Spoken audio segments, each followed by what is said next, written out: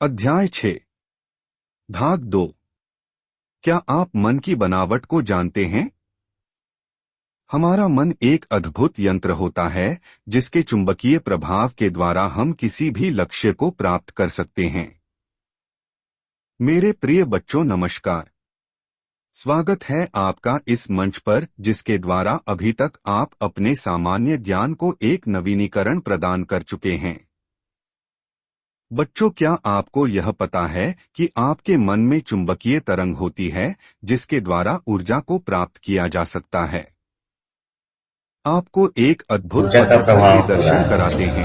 आप इसको कहीं से भी देखेंगे, इसके अंदर विद्युत ऊर्जा उपलब्ध है।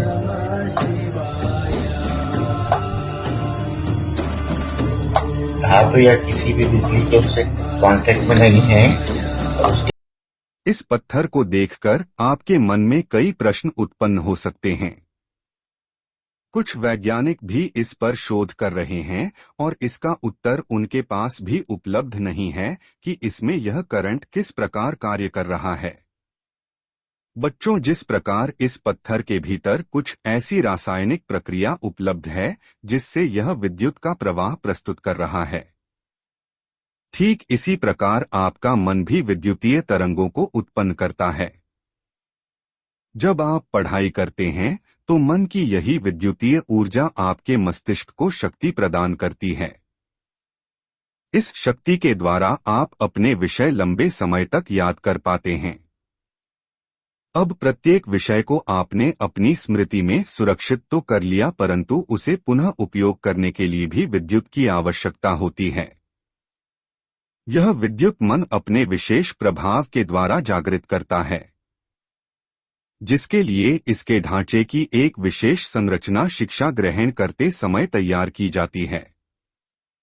बहुत कम छात्रों में यह बनावट स्वयं ही बन जाती है, परंतु अधिकांश को इसके लिए विशेष प्रशिक्षण की आवश्यकता होती है। आपके मन के मौखिक ढांचा निर्माण के लिए हमारी विशेष कार्यशाला के अंतर्गत आपको आपकी शिक्षा के उस पक्ष से जोड़ा जाता है जिसके द्वारा आप विशेष ऊर्जा को प्राप्त कर सकें। इस ऊर्जा के द्वारा आप अपने मन में एक लचीलापन को अनुभव करेंगे जिसे वैज्ञानिक भाषा में मॉड्यूलेशन के नाम से जाना जाता है। इसमें 3 चरण होते हैं। प्राथमिक, जिसके द्वारा मन लचीलापन को प्राप्त करता है, दूसरा जिसके द्वारा मन ऊर्जावान होता है, और तीसरा जिसके द्वारा मन में विद्युत तरंगों का निर्माण होना प्रारंभ हो जाता है।